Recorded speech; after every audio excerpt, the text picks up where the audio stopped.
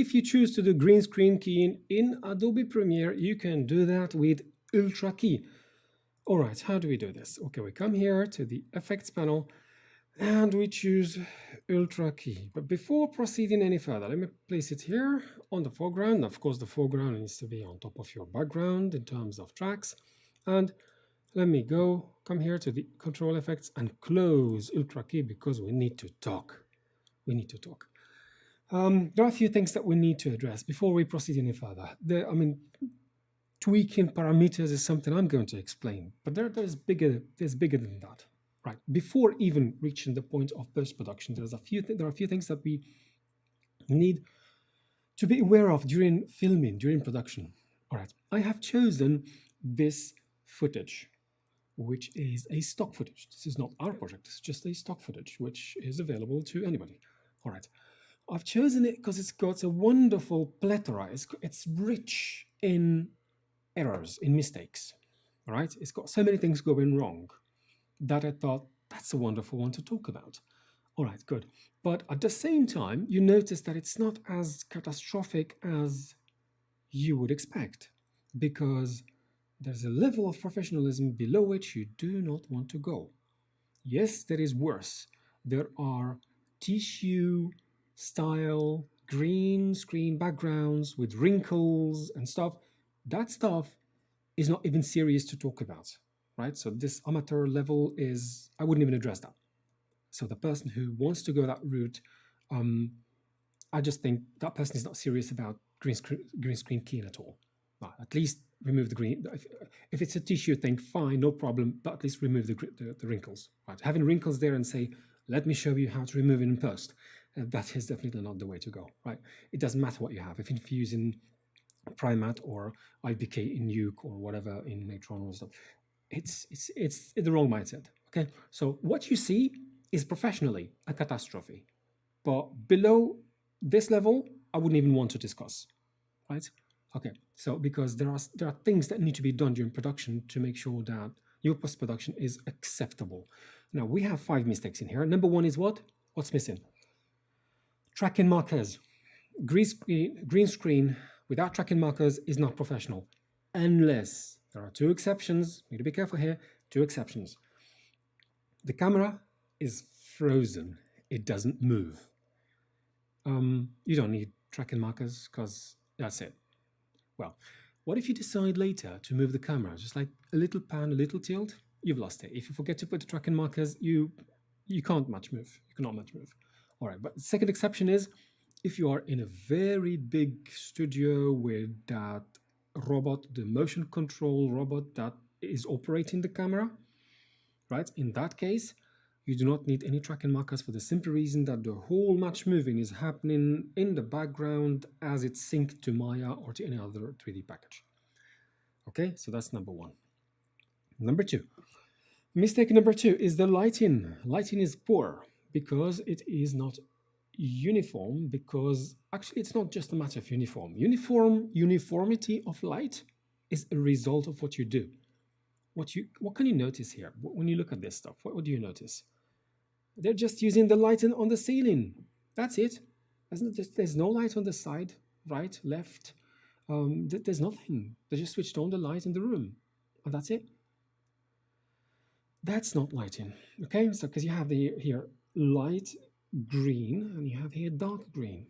Mistake number 3 is these actors are too close to the background, too close to the green screen. So you already have problems and you're creating more problems for yourself by getting the actors closer to the background screen. What kind of problems are these? Number 1, the shadows. You are introducing another flavor of green, an even darker flavor of green, which is going to make your keyer hate you, okay, because you're asking too much from Ultra Key or any keyer. Number 2, the fact that this, not error number 2, what does it mean for this error number 3? What does it mean to be that close to the background? Not only the shadows, but also the reflections are going to be more. Sorry.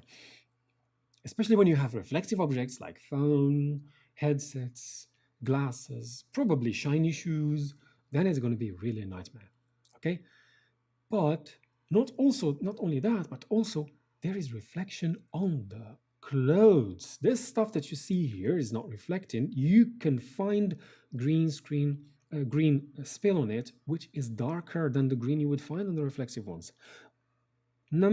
Mistake number 4. Because they are too close to the green screen background, you cannot have separate lighting, and you need to have separate lighting. The green screen need to be lit separately from the actors. The actors are lit separately, and the green screen is lit separately. And this is only something you can do if you haven't made mistake number 3, which is get them too close to each other. And then mistake number 5 is the worst. Like, seriously, this is the worst one you can possibly do. It's called compression. You can't see it clearly, but the format of the file is H264. You don't want to hear this when you're in post-production, when you're doing VFX, any kind of VFX, and especially green screen keying. Compression is losing information, is a choice. You have given priority to the size of the file over information for color. So you have decided to lose information just to get a smaller file size. Now, let me clarify another point, especially related to this 5th mistake. Generally, we may tend to think that if we use raw footage, we think, oh, that's too heavy, that's big, man, that's a lot. No, I don't know if my software is going to handle that, or even my computer is going to be able to handle that. You know what? Why don't we go with the compressed footage, with an H264, sweet, quick, and handy? And well, guess what? It's the opposite. It's exactly the opposite of what you think. Because if this is what you think, well, because simply raw has not been encoded, hasn't been compressed, whereas compressed has been compressed. So what does compressed mean? It has been encoded. When you give, and that's also valid for editing, we're not even talking about, we're not only talking about VFX or green screen keying, it's also editing. If you throw something at Adobe Premiere or any editing software, and then that thing has been encoded, do you know what's the first thing your software needs to do? Decode it first. Before even starting to work, you need to decode it. Now, the beauty with RAW, you don't need to decode anything. Yes, the file size is big, but that's a different thing. That's a different story. That's your RAM. That's not processor, that's the RAM. Okay, well, and if you have an H264, which sounds so sweet, it's just 35, 40 megabytes, Adobe Premiere is going to have, or any editing software is going to have to work harder on that one. And there's more processing. It needs to decode it first before moving any further, before doing anything. It needs to be decoded. So RAW is faster than compressed footage. It doesn't sound very, it doesn't sound intuitive. It sounds counterintuitive, but that's the reality, right? Okay, so encoding is a disaster for editing. Not disaster for editing. It just makes it just an additional unnecessary step. Why would you do that? And for VFX, it is a disaster because you're losing information, and people in VFX, that's all they're begging for, information. Okay, so I'm going to have to close the bracket now for these 5 mistakes because we need to address them. Because guess what? When working with Ultra Key in Adobe Premiere, Adobe Premiere, if that's your choice, by the way, if that's your choice, because green screen keying generally tends to happen in compositing software with keyers that tend to have a bit more functionality and give you more control. But if you choose to go Adobe Premiere route with Ultra Key, I will show you how to do that. I'll explain to you the parameters, and I'll do that on a rubbish quality video with 5 mistakes. How about that? Okay, so, but that's not an excuse so that you allow for this mediocre quality to happen during production. All right, but we are going to suffer during post-production and show you how to deal with these things, so that if by accident some stuff happens out of your control, you know how to deal with it. Okay, let's suffer from the consequences of this poor filming. Let's look at this. Did I say that? That's a stock footage available to anyone to download. This is not our project. We didn't film this. We We did not. But it's great to have footage like this with so many mistakes. We need to have garbage matte. You hear the word garbage matte a lot as being, well, it's logical. It is the very first thing you need to start with. Of course, you need to start with the garbage matte. But you guys, hold on, that's for the amateur level. Because generally, green screen backgrounds tend to be rubbish. That's why we feel the need, we are obliged to have a garbage matte, which is the case here, because poor lighting is part of having a rubbish background green screen. So we have to do it. The very fact that you feel you need to have a garbage matte means something has gone wrong during production.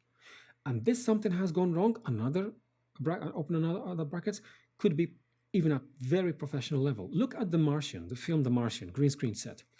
These things are not errors, these are choices. Sometimes they come in the form of choice, not as an error. If you have a huge green screen set, you are going to be using different green screen panels.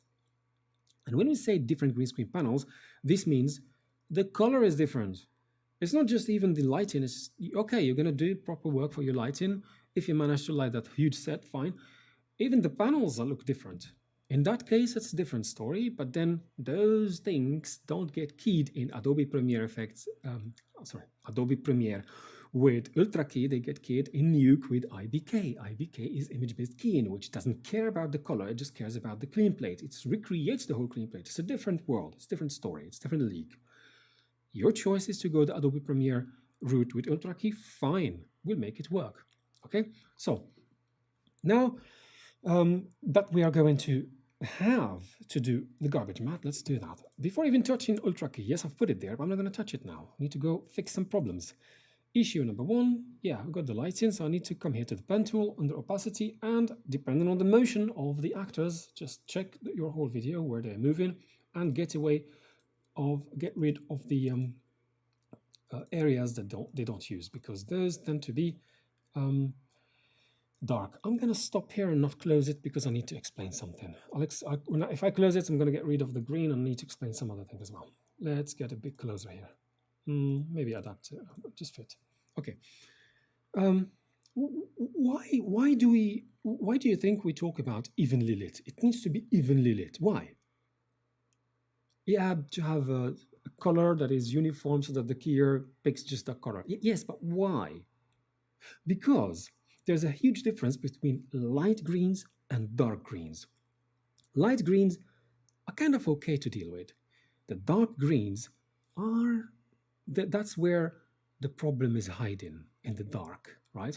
That's where it's hiding. Why? The light greens can find themselves reflected in reflective objects. But the dark greens, you find them on the suits as well. You find them on the shirt. You find the dark greens on the clothes, on things that generally tend not to reflect because they come as dark in here. Here, can you find any light green on this black suit? No, you can't. But you can find the green spill. It comes in what form? As a dark green. So when I have this dark green here and this ugly dark corner here, if I ask my keyer to remove this plus this is a lot to ask. You need to take this very bright saturated light green and this very dark unsaturated green at the same time, which basically means it needs to kill everything in between. And that means removing green from inside the matte, and that means creating transparency. You have just created a problem you did not want to have. You didn't have it in the first place by having such a poor lighting. Okay, so this is why darker greens are your, I wouldn't say enemies, but it's the problem. It's the problem area. Okay, and this is why they are going to influence our choice of color when we come to the color picker. Now let me go back to 25% and close this. When I close it, it goes away, just so we don't get distracted with the background for now. I'm going to turn it off in the video track. Right, this part is done, and because only we're obliged to do it. But you know what, you could use a garbage matte, but when you feel you must do it, something has gone wrong. It's always easier to do it, but when you feel you must, that's a different story. unless it's a choice you have made with using different panels, but then you wouldn't be using a color picker approach. Did I say color picker approach? Yes, there are a few approaches in green screen keying, and I need to explain that. Yes, I know you're working Adobe Premiere. Yes, it's ultra key. Yes, you have no options than the color picker, but there are other worlds outside. There's IBK, which is image-based keying, which is clean plate based, and you can find that in Nuke, you can find that in Natron, you can find that in Fusion. They come in different flavors and different names. In Fusion, it comes as IBK image-based keyer, IBK Gizmo, IBK color. It's a duo. Sorry. And then in Natron, it comes as pick color. And then in Fusion, it comes as delta keyer and clean plate, which is in English sounds perfectly correct. It's clean plate plus a keyer. That's very correct, which is exactly the same thing as IBK Gizmo, IBK color, but just you think, well, what is Gizmo? What is color? What is stuff? But anyway, they do the same thing. This is a different approach. It doesn't care about. So the advice. Why am I mentioning this? Why am I bothering you with this now? Dark green, light green. This second approach, which doesn't exist in Adobe Premiere, it doesn't care about that. It just tells you, I don't care. Just give me your clean plate. Have you got one? No, you don't have one? Fine, I'll recreate one for you. It doesn't care about your light or dark greens at all.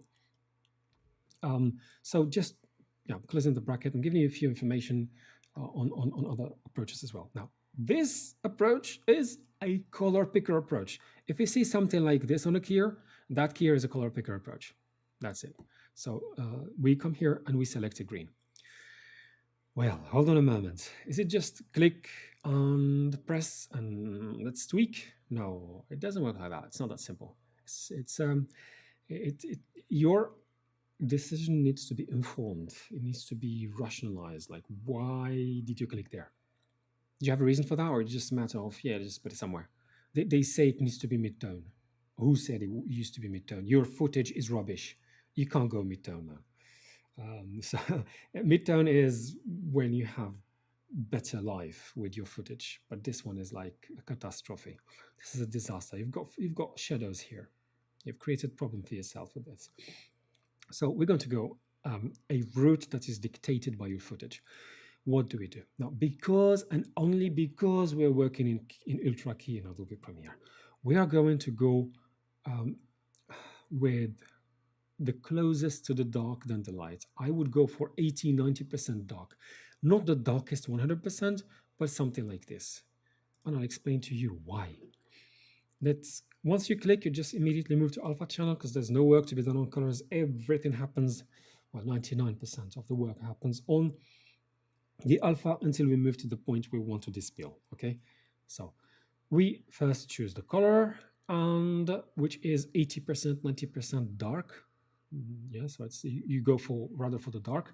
And then you come here and you start tweaking. Now, the parameters are organized in such a way that they set the categories, matte generation, matte cleanup, speed suppression, color correction. In terms of sequence, they make perfect sense until you dig in and then you see a disorder here. Now, this makes sense. This is number one. You need to work on matte generation, number one. But this is not in the right order. Number one, and let me give you a few hints here. Pedestal is the very first thing you want to start with. I mean, this thing, whatever that thing is that is called pedestal, and I'll tell you why.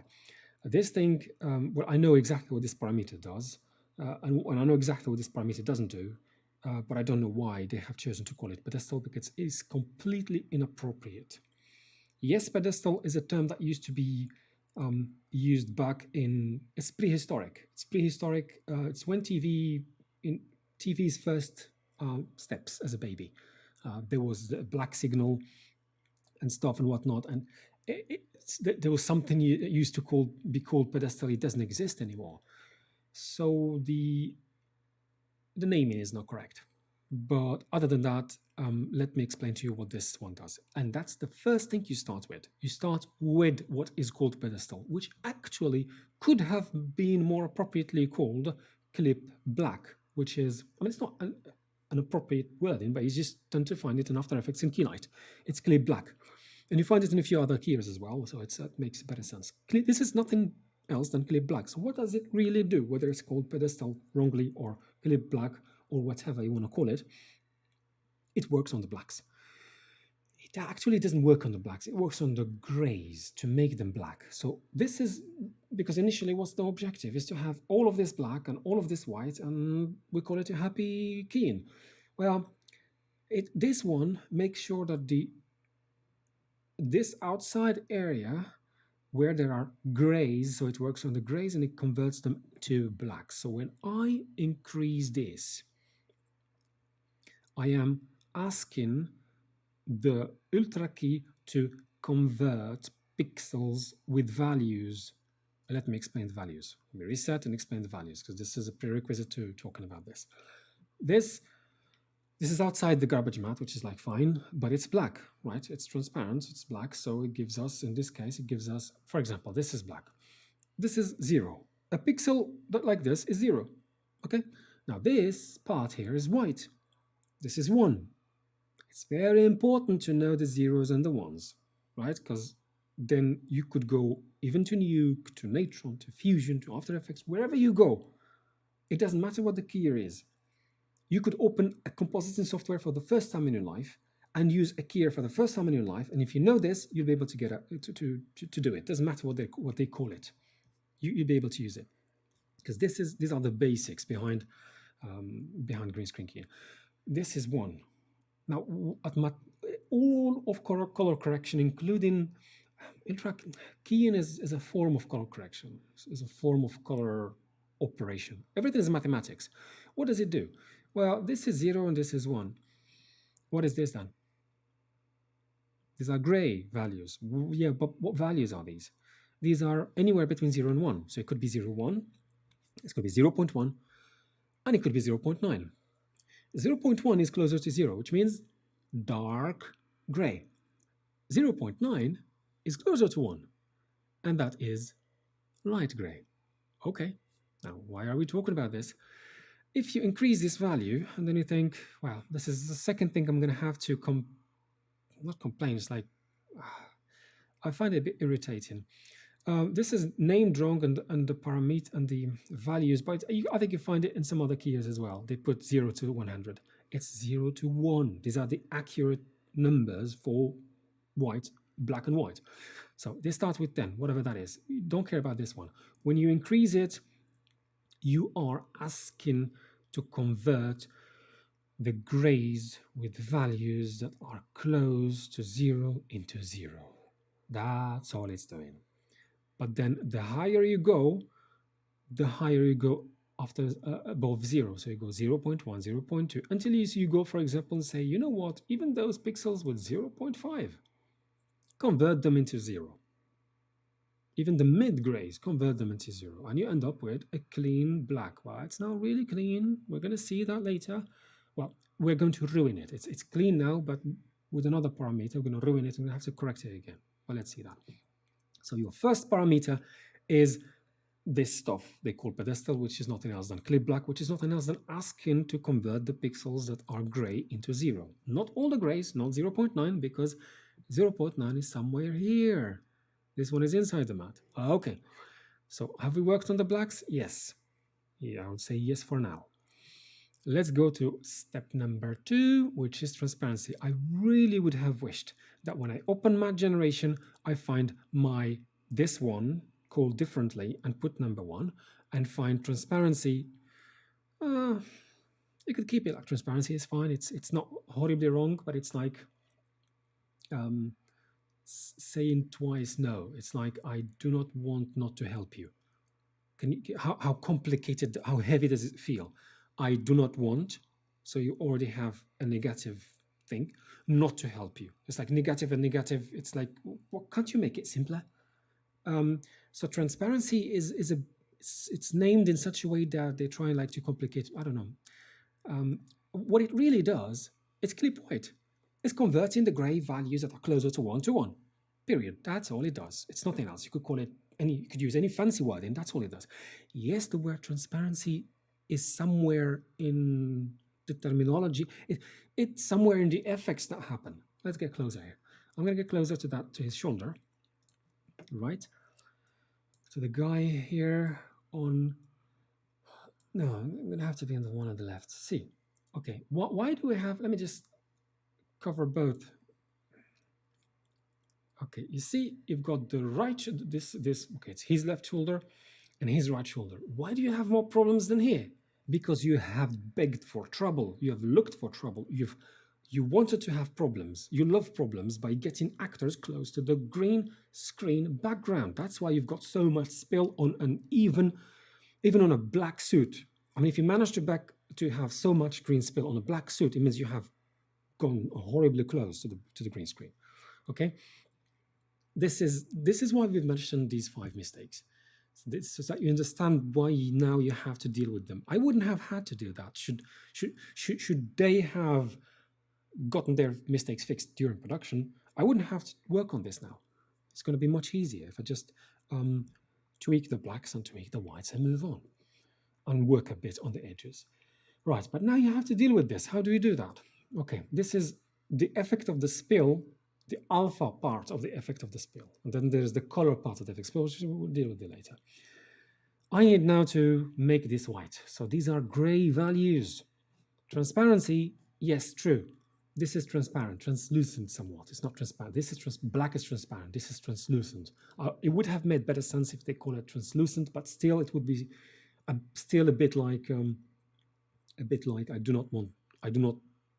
I'm just trying to make it. I do not want not to help, something like that. Yeah, whatever. So translucent would have been more accurate because it's not fully transparent. Okay, enough talking about it. We need to convert it into white. How do we do that? Well, you find another nonsense. Can you see this value here? I really fail miserably to understand why do they have this part over here. For a simple reason that it does not get used in any case whatsoever. You only need this part. Why don't they start with 100 and give me the option to go as low as I want? Yes, it's a bit dangerous, but it's my choice. However, now this part, tell me, is there somebody on the planet Earth, probably in Mars they may have to do it differently, but on planet Earth, is there somebody who will want to have his matte more transparent? No one.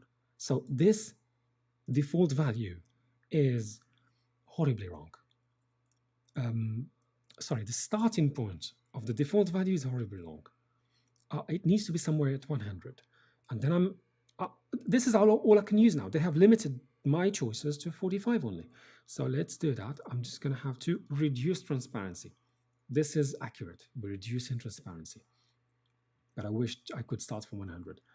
Then what happens when I go down, just be careful with this one. This can have nasty effects which come in the form of a white line. Because when you go, you start getting outside your matte. Fine, I'm just going to try to make sure. Let me go to fit, see everything. Okay, here we go. I've worked on the whites. Ooh, what did I say? I'm going to ruin my blacks. Yes, because I've worked on the whites in this case. I've converted this. When I convert this, what does it really do when we say convert? It adds. So if something has 0.9, then it's going to add 0.1 to it. Well, what if it adds 0.1 to the stuff that's in here? It's going to become dark gray. So it has touched this one as well. I'm going to have to fix it.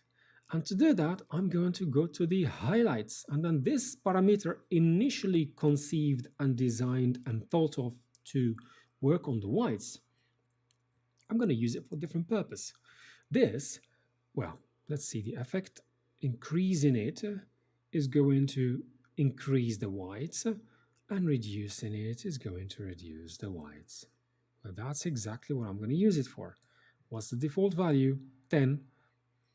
I wished it was 50, but for now I can work with it. It's okay. So I can remove this.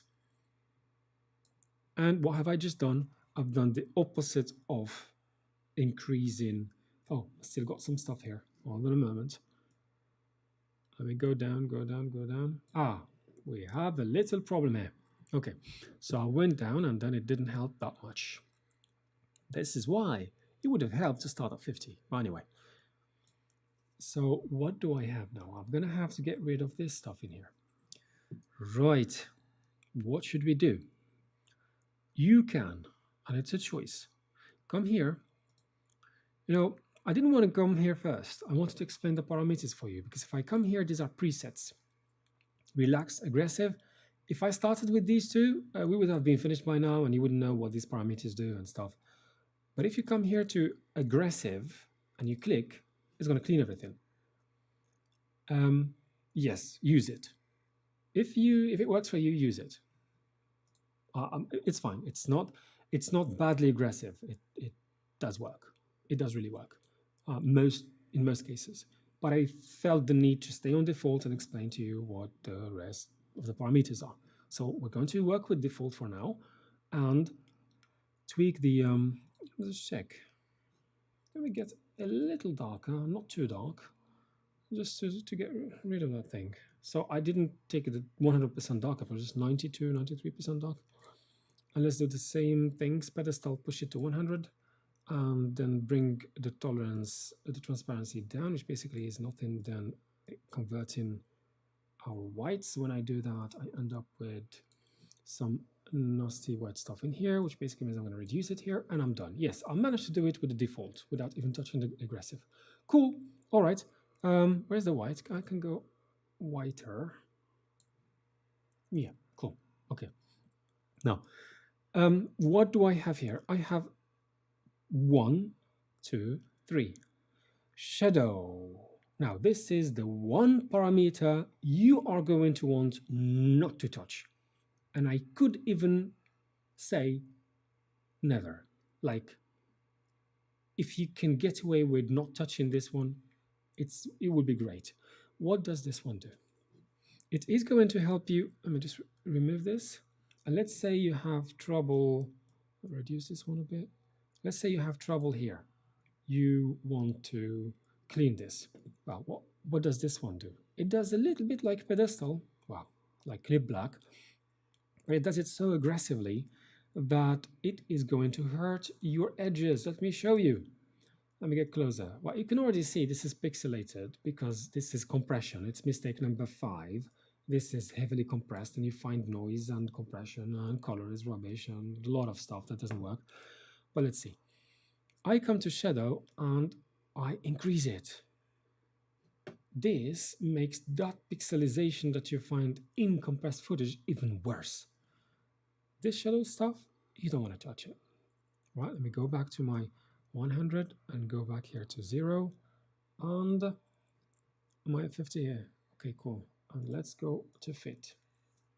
All right. Now we have finished. Oh, tolerance is a waste of time. This one is just like a waste of space. You could play with it and see that it actually doesn't like do anything. Yeah, I think they could consider just removing it. Anyway, so you have just matte generation. Step number 1, this one, blacks. Step number 2, work on the whites with clip white. And the step number 3 is use this refine white for your blacks. That's all. And then you move to matte cleanup. Yes, you're going to need some of this goodness. You're going to need the choke. It's a bit like matte choker in After Effects. What does this do? Let me come to composite. I have a little bit exaggerated the white so that we can see what we're doing. Can you see here on his edges? See, there's a white. It may sound to be green, but it actually is not green. It's white because there are 2 problems in one. Green is the spill, and that's just something we're going to handle in spill suppression. And then there's the white line that's surrounding our matte. Now this is something you handle with the choker. So the values here are a bit different to other keys. So generally in other keys it would go something like 1. It generally tends to be like -1 or -2. And this one, 10 and 20 are kind of okay. So 10 should work for us. I could go to something like 12, but try not to go any higher than 20 because it's going to be like making his nose look a bit too short and stuff. That's not good. Okay, so anywhere like 10, 12, something like that. Just it depends on your footage. It depends on how bad the line is. I mean, don't make such a bad line that you're going to have to choke too much because that's something you need to sort at the clip white level. Okay, don't go off board with clip white. And then this is all you need. Now you may need to soften it a little bit. Okay, It's fine. You can add some, I don't know, just for fun, add some too. Soften a bit the edges. This is the edges, and we're talking edges here. Choke the edges, soften the edges, give a bit more contrast. Well, I don't need it here.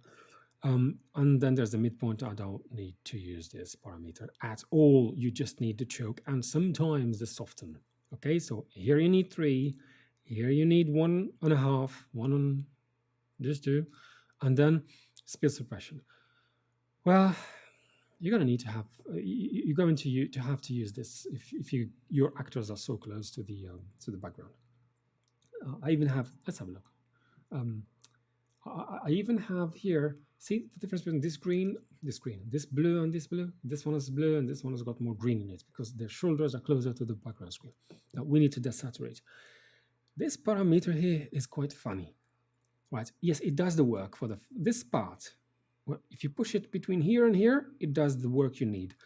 And then if you push it beyond here, then it becomes like just funny. So unless you want to go funny, you want to stay here. For some utterly unknown, ambiguous, obscure reason, they have added this part which does the following.